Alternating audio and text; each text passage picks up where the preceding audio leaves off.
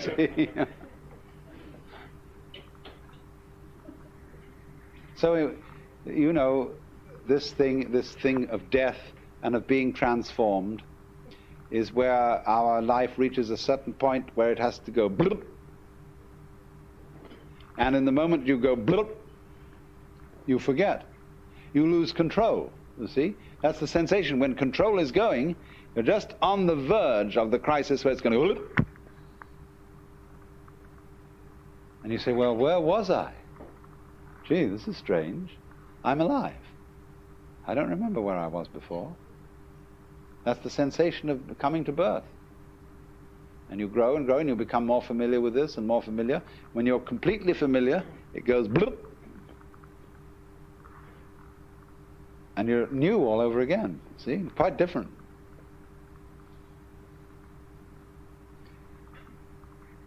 We can never believe, you see, when it gets to the point where we know it's about to go bloop, you never believe that it will go into life. We always think it's going to go into something dreadful.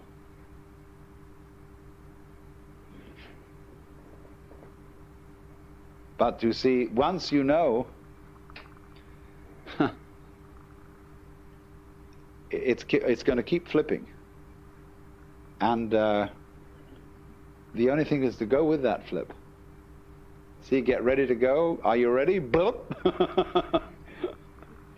Then you can laugh, because you know there's no way out.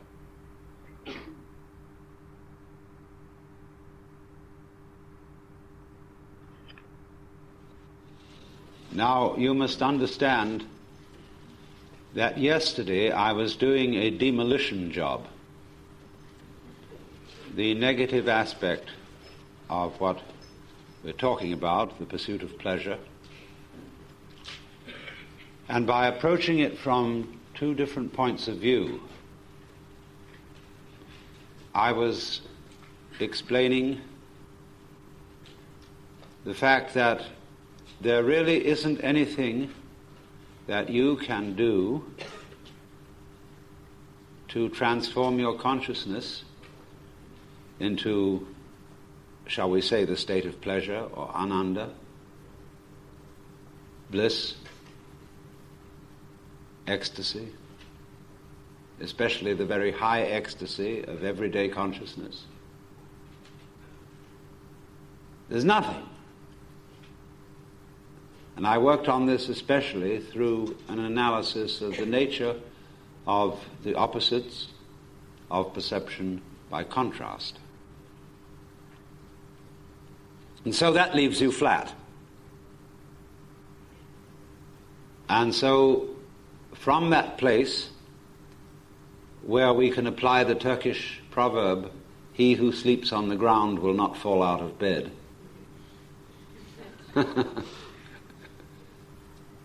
we can proceed to the positive aspect.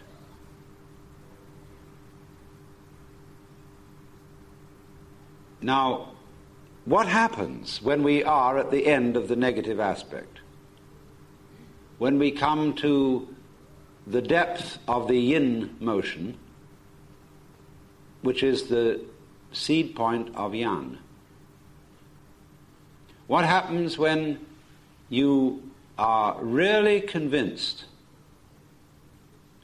that, first of all, there is nowhere to be but now, impossible to be anywhere else, to be conscious of anything else except what is present,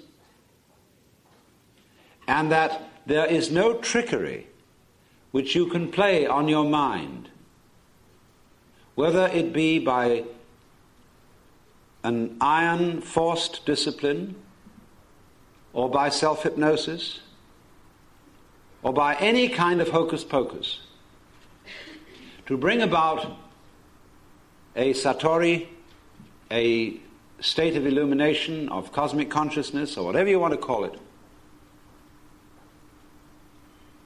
Because this will always be a case of a vicious circle in which the person who needs to be transformed is attempting to do the transforming. In other words, it's the old story of trying to lift yourself up by your own bootstraps, trying to bite your own teeth, look into your own eyes without a mirror, gild the lily, put legs on a snake, beard on a eunuch, and so on.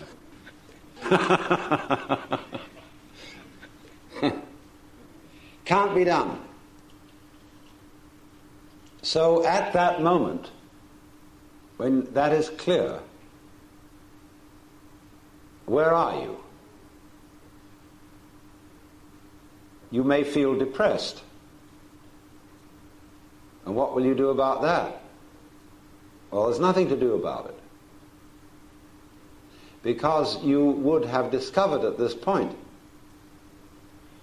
that the depression, when it's there, is the you of the time. And if you try to get out of it by some sort of distraction, you won't really do anything except cover up the dirt with white paint. So if you feel let down, meaningless, somewhat depressed by this whole thing, and you see at the same time you can't do anything about it, what happens? Why, you're simply watching what's happening. You don't know what's going to happen next. And it isn't just watching something that is formally identified as a depressed state, because there's a lot of other things going on too. There's the world around you. There's your breath breathing still, your eyes looking still, your ears hearing still. All that's going on. And you don't know what to make of it anymore. You can't believe anything about it because you know that's all a hoax. So there's nothing left for you to do but watch it. And you have become inwardly rather quiet just because you're worn out. There's nothing to do. And you realize that all escapes lead back to the thing you were running away from. You can take a detour. Detours, but they always get shorter. And you get back to where you started.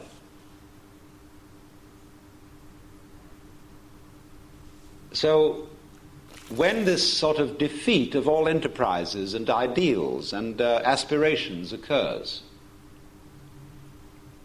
you find yourself naturally, and not in an affected or forced way, in the contemplative state, where you're just watching what goes on. And even if you're automatically thinking about it, because you realize that those thoughts are futile so far as changing anything is concerned, you might as well try to sweep dust on the stairs with bamboo shadows.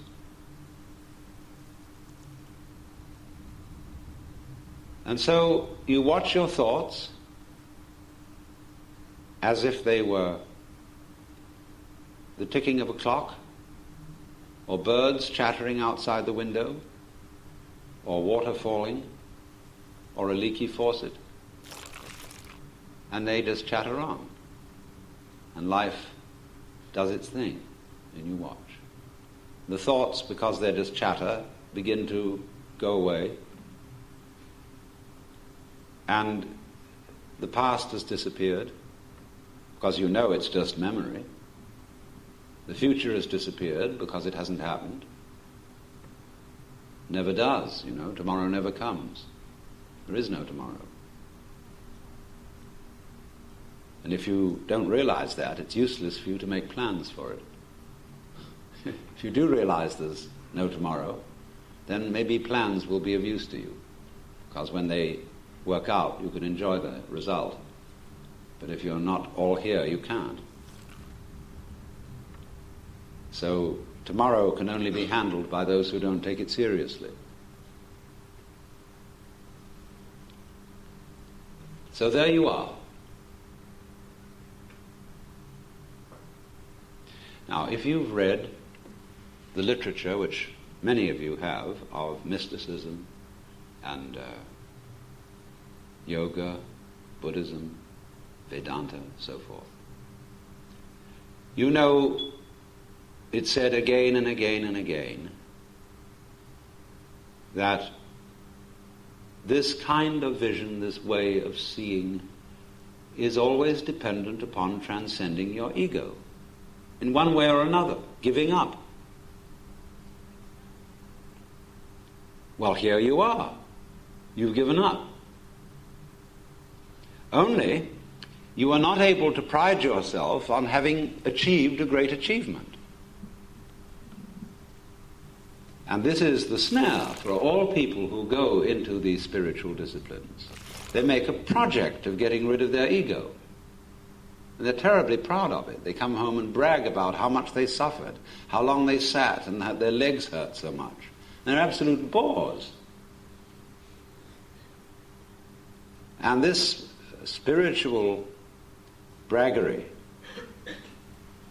is nothing more than blowing up and inflating the ego to a colossal degree, because the ego is undertaking the actually impossible but seemingly incredibly difficult task of getting rid of itself. So when you run into this kind of thing, don't be beguiled. All those disciplines to get rid of your ego have as their underlying design to persuade you that it can't be done. Not in a merely theoretical kind of persuasion, but so that you actually realize that you can no more get rid of your ego than you can put out fire with fire. It is precisely, you see, the ambition of the ego to be egoless. When you find a person who is what you might call frankly egotistic, makes no bones about it, he will be less egotistic, actually, than people who are very self-effacing. That's a curious thing. People, for example, who speak very frankly and tell the truth and come right out and say whether they like you or whether they don't, whether they want you around or whether they don't. And you say, well, can I stay overnight? And they say, sorry, but I'm tired and I don't want anybody around. You think, well, is that selfish? But that kind of selfishness is not really selfish, because with a person like that, you always know where you are. Nobody likes to impose on anyone else, and you can't impose on that kind of person. That makes for a very comfortable relationship. So you owe it to other people to be as egotistic as you are. Then they know where you stand. But if you come out full of love and full of good intentions and make promises to all kinds of people and say, oh, you'll do this, that, and the other for them, and then you forget about it, or you're too lazy, or you think you'd rather not, they've been relying on you for your promises, and then you let them down. Simply because you weren't selfish when it was time to be selfish. So, you know, if somebody asks you, will you help me, will you give me some money, or something like that, if you're not going to do it, say no. And you shouldn't be ashamed of saying no, because if you're going to do no eventually, do it now. But if you say, well, I'll think it over, I'll go back and look at my bank balance, that means, no, but I don't want to say so. And people are always fouling each other up that way. So it's very important to be as egotistic as you are, because the ambition to be less egotistic than you are is a very insidious form of egotism. And there is nothing more reprehensible than the ambition to be a saint.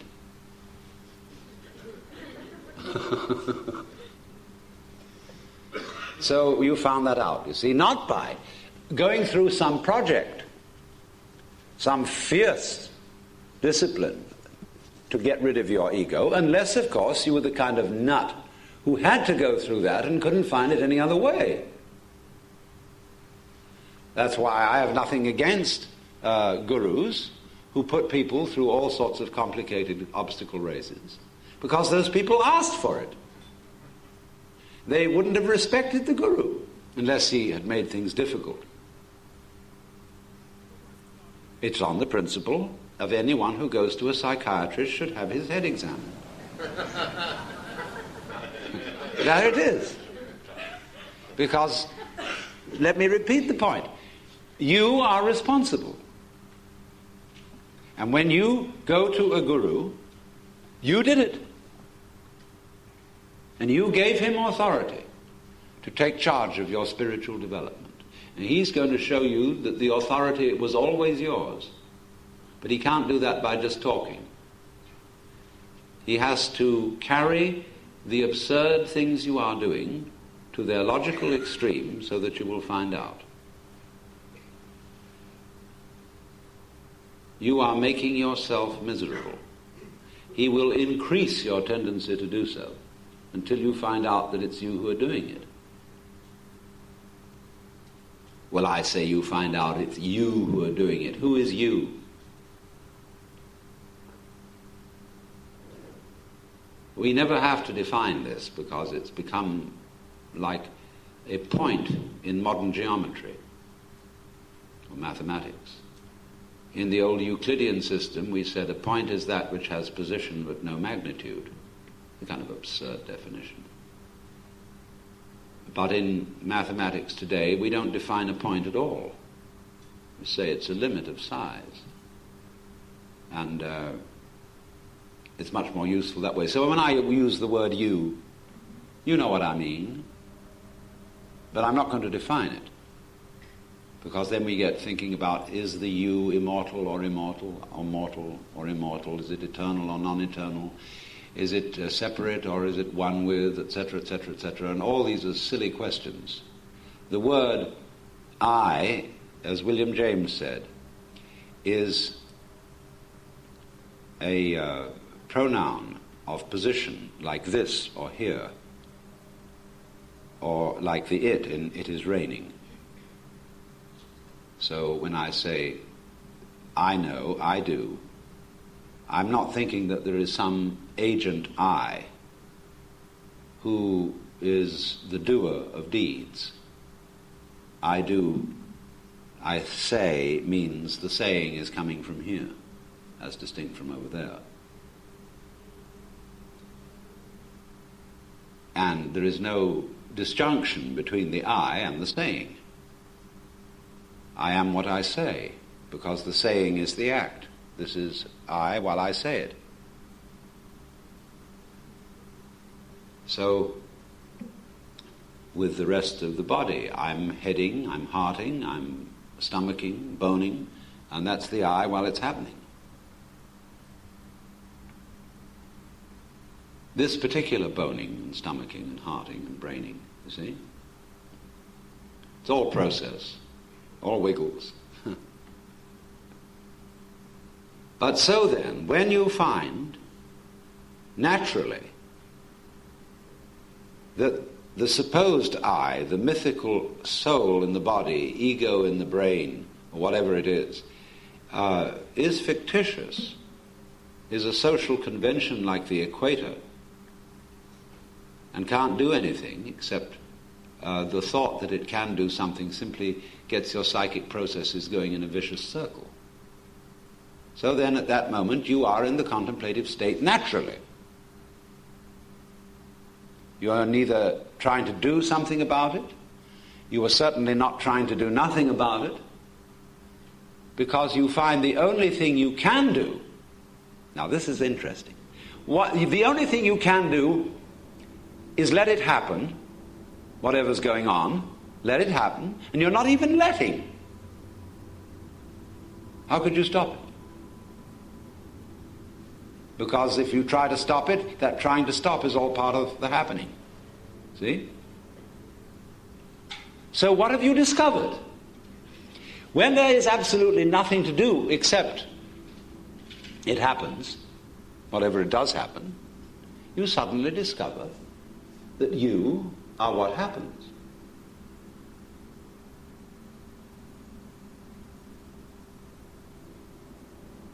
That you're not limited to what goes on inside your skull,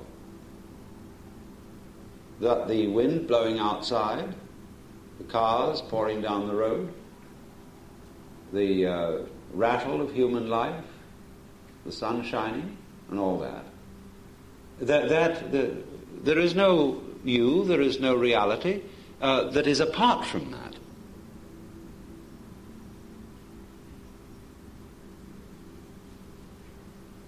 Then stay with that a while. Just don't try and get that recognition back as something you had remembered. You had suddenly this flash, this insight of Satori. And then you think, oh, let's hold on to that. I don't want to forget that. Let's make a note of it. See? Wait a moment, you're still trying to pull a trick here. See what happens next. Don't stay with that. Go on. The moment is always new, always fresh, whatever's going on. Don't try to fix it into any mold and say, that state of mind is Satori. See, that I must keep. Don't keep anything. You can't. It's just like pouring water into a bottomless bucket. Let it flow through. Let it go on. And as you go on, you see something is coming to you all the time. You don't know what it is. You don't know what's going to happen next, so you just watch. But don't slide back. You're always right where it's happening, right at the critical moment, which is the moment. And don't worry about whether you're right or whether you're wrong, whether this is what you're supposed to do or not supposed to do. There is no script.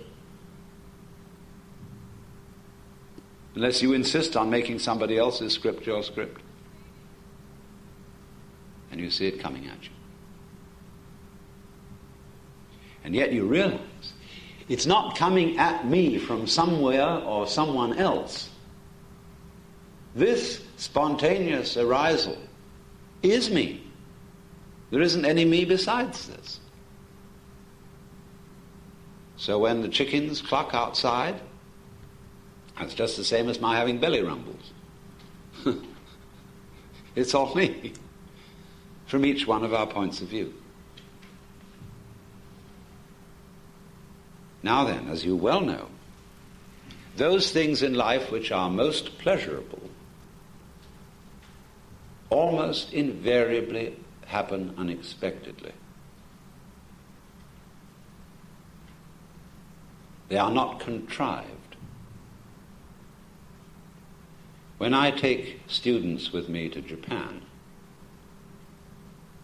the first thing I tell them when we sit down together is that this is not going to be a scheduled tour, except within certain rather vague limits.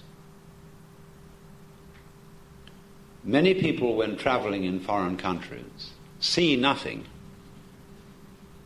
because they see what they're supposed to see. Somebody tells them, when you go to India, you've got to see the Taj Mahal. You must see the caves at Ajanta.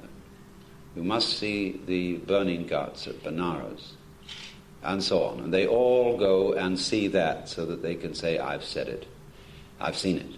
And then they take these little black boxes, which are capturing devices for grabbing experience, and they fascinatedly go around, click, click, click, click, click, click, like this, and never see anything.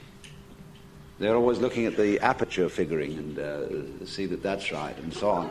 And it's an absolute drag taking a camera, especially if you're not a professional photographer. You know, you just have to preserve this memory of this one thing. Once in a lifetime, I got a chance to see the Taj Mahal. Click.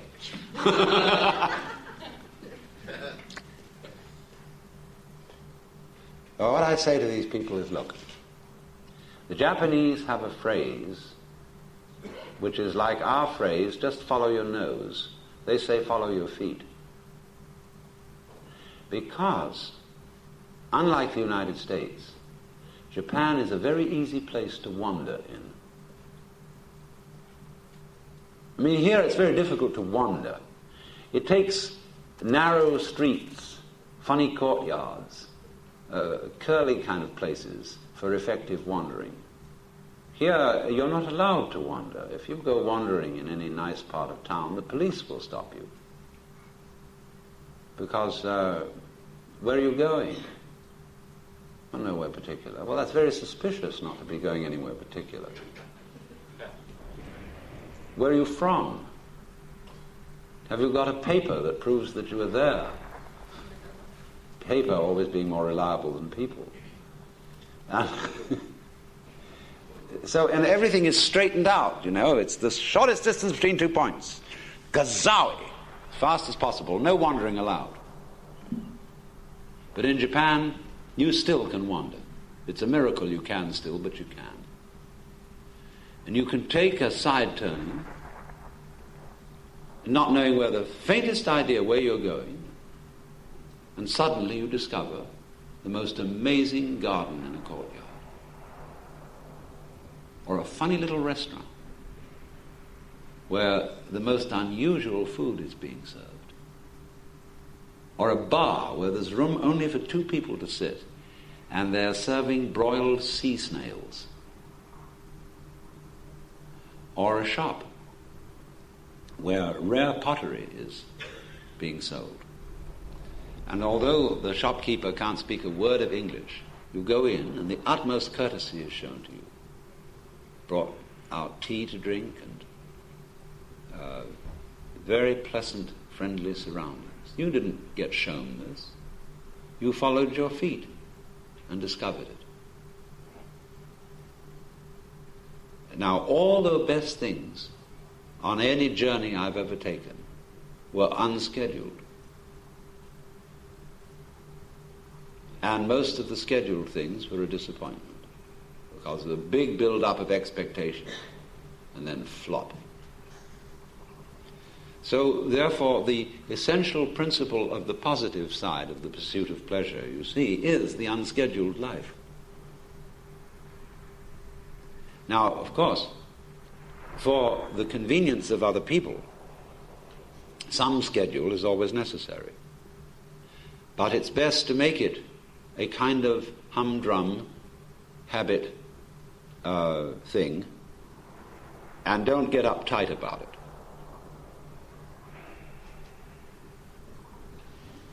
Because it is nothing more, just as the skeleton is a framework for the flesh, so a schedule is bones for wiggles.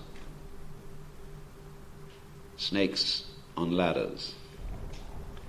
And we need some bones, you see. Otherwise everything gets too gooey. But don't take your bones too seriously. Always allow for the unexpected.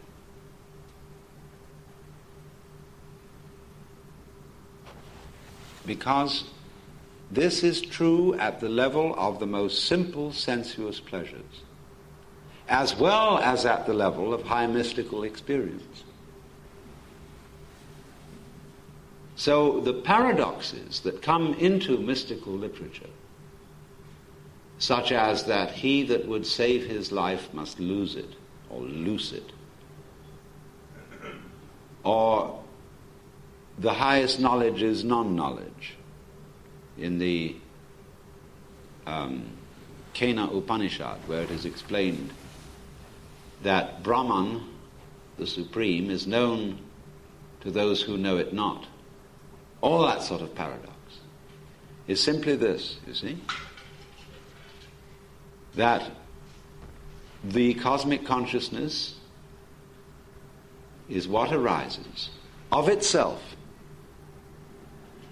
when you see that nothing arises at all except what arises of itself.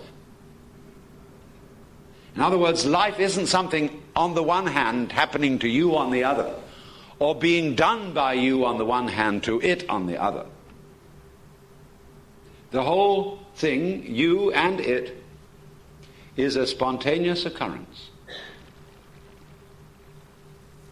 that is going on. The word spontaneous in Chinese means of itself. Zhiran means in Chinese what is so of itself, and it's their word for nature. And be careful to remember what I said yesterday, that the happening, the spontaneous, is not something you can preconceive, and by preconceiving it, imitate spontaneity by going against social convention. Because then you are merely acting out the obverse of the convention and being conditioned by it as ever. The truly spontaneous can only happen of itself, and you cannot arrange it.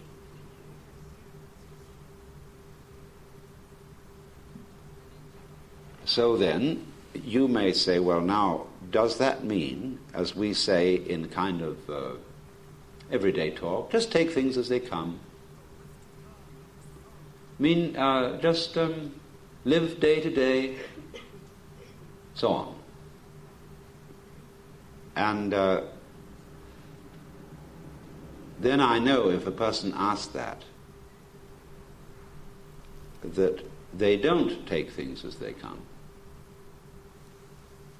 What they do have is they have a concept of what it would be like to take things as they come.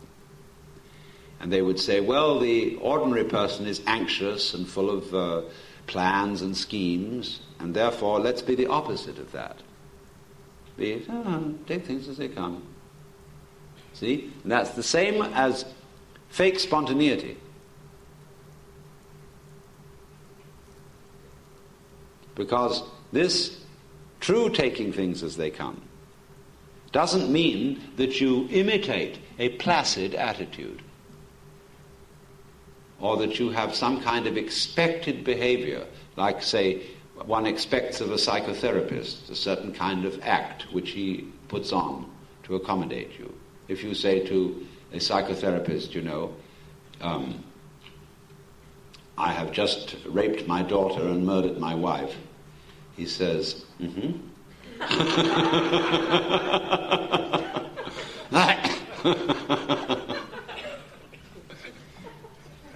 And, that's an amazingly unhuman reaction. So, also then you see, people have preconceived notions of a mystic, or a Buddha, or a sage. And they think he has no emotions. And so when Zen masters, for example, get angry, they get so angry that the room rattles. And but when it's over, it's gone. It's like a child's emotion, A child can flare up and scream, and suddenly, zhup, it's vanished. People think, well, he ought to have more control over himself. Isn't he supposed to have all that yogi self-control and all that no emotion, and be completely serene and placid under all circumstances? Rubbish. That would be to say that a stone Buddha is as good as a living one. That isn't to say, we will test your virtue by taking out our stopwatch, and we will bang you about and see how long it takes you to scream. If you don't scream at all, then of course you win. But it doesn't make much difference. You might as well be dead. Is that a test of anything? It's simply a test of insensitivity. So, don't think, therefore, that there is some kind of stereotype of what this state is. We don't know what this state is. And those who have tried to write it down and explain it have always said, but it's ineffable. And what I'm trying to describe is I'm doing my best, but I know I can't really get it across.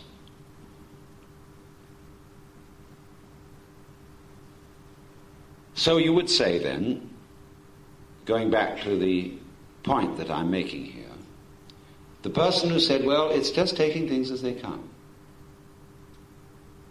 And by that you think of something like, you get up and brush your teeth and take a shower and look out of the window, and then you put on your pants and have a boiled egg for breakfast, and then get on the bus and go and do some business and so on.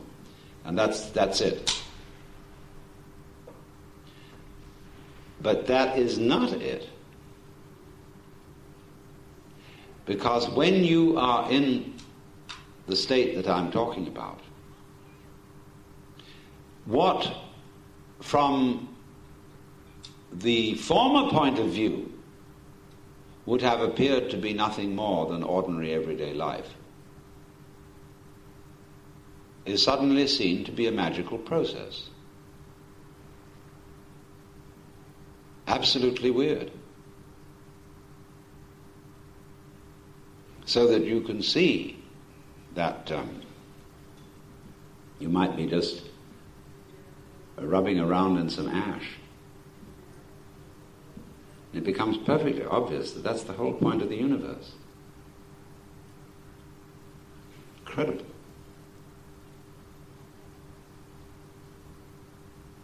I mean, it's all there. Infinity in the grain of sand and everything. That's it.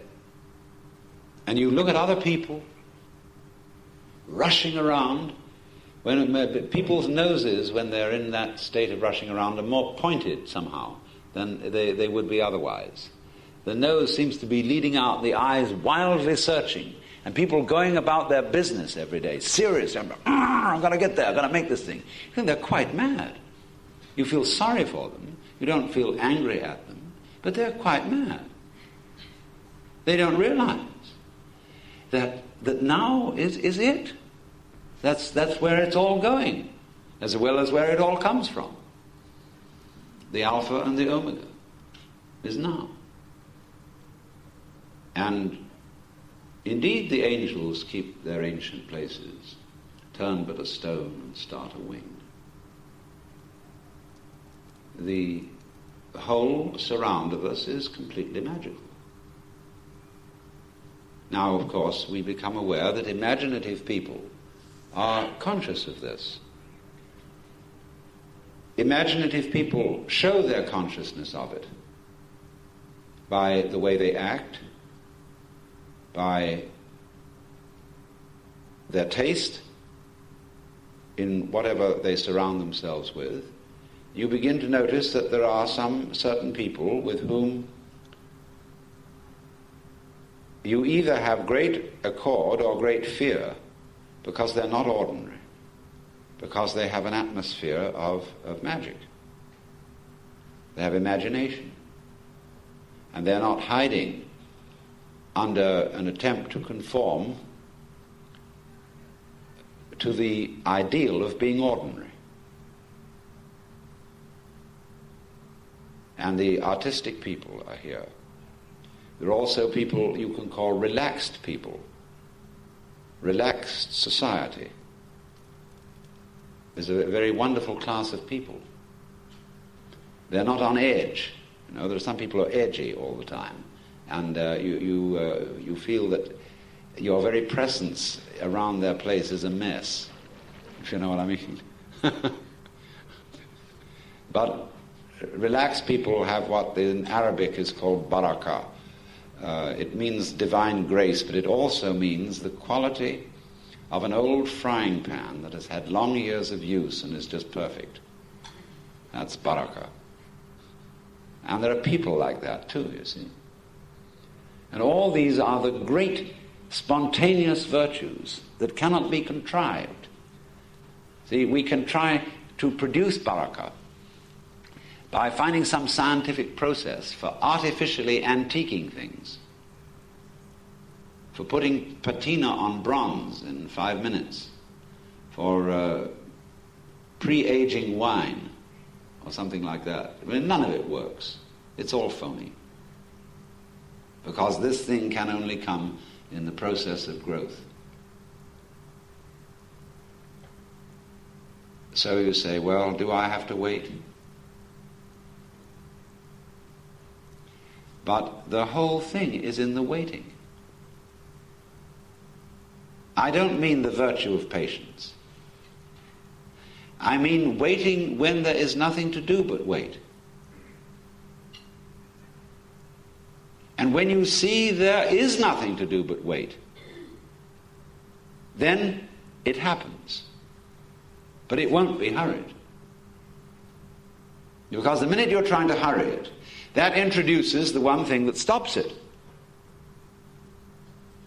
The miracle, the magic thing is happening all the time. But you can't see it when you're trying to get it. And you can still less see it when you're trying to get it fast. So there is no alternative but to go through the point of you can't get it at all.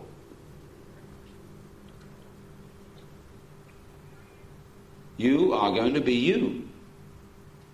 The same slob you've always been. See? You can't change it. And all your good resolutions are just bombast. And then you start to be real. So just as in traveling or in ordinary relations with your friends every day, these gorgeous things happen of themselves. Those are the true pleasures. So at the level of mystical experience, the most astounding insights of, where you can go into the deep, most trivial, everyday affairs. This is behind all those Zen stories of the monk who was sweeping the courtyard and a small piece of broken tile zipped out from under his broom and struck against a bamboo and made a plop. And that sound he suddenly saw as containing the entire secret of the universe.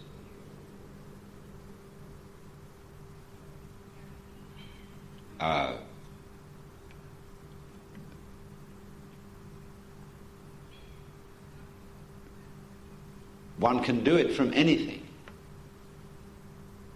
As I say, it could be the ashes in the ashtray. It could be light in a dewdrop. It could be the sound of a bell. Any point becomes the takeoff point. Because there's a principle in operation which the Japanese call jiji muge. Now the word ji means any experience which you could identify as a thing or an event. So, and the doubling of the word jiji means between thing event and thing event. Muge, mu means no, ge means barrier or obstruction. Or put it in another way, everything event implies all the others. And here, in this way, you begin to see that that is actually so.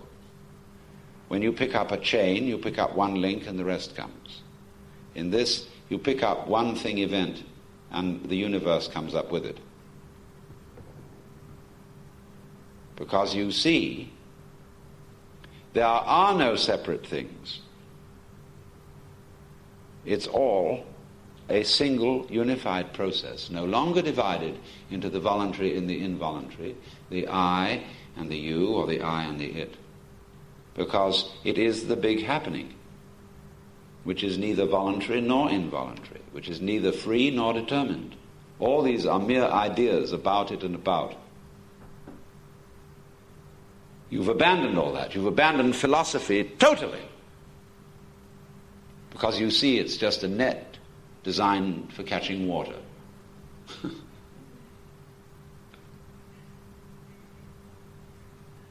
And when all that's gone and that whole attempt to clutch life, to capture the pleasure, has disintegrated, there it is. And you needn't feel anxious about, will it stay? It's a gorgeous thing to feel you no longer got to worry whether it will stick around. Because you know that if you do worry, you'll shoo it away.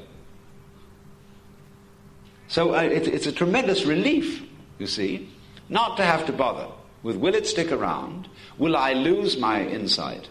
Will my Satori take wing and go off with the bats? You just forget it. Because the more you let go of it, the more it stays. And you don't even have to worry about, will you be sure to let go of it? Because that too is a hang-up.